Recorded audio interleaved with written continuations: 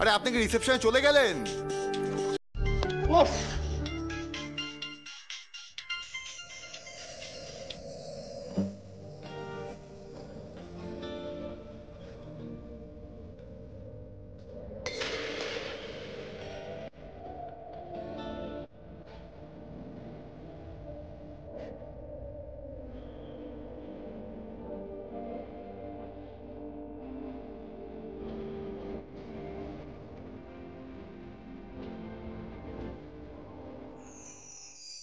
Knock করবেন তো আপনি?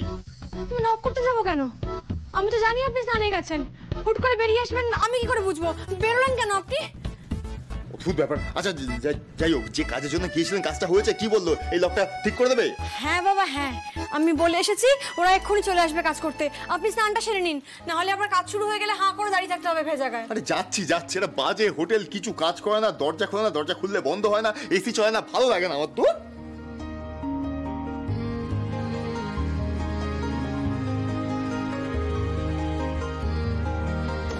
এই এক হয়েছে আবার খুলছে না এখন, ভালো লাগে না আমার। শ্যামলী দেখুন না, কি বলুন তো, আমার মাথা কাজ করছে কখন থেকে।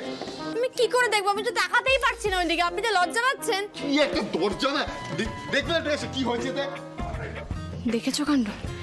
এদিকে ভেজা গা, ওইদিকে আবার দরজা খুলতে পারছে না। এক্ষুনি ঠান্ডা লেগে আবার হাঁচি শুরু হয়ে যাবে। শ্যামলী একটু আসবেন, ডাকছি তো আপনাকে।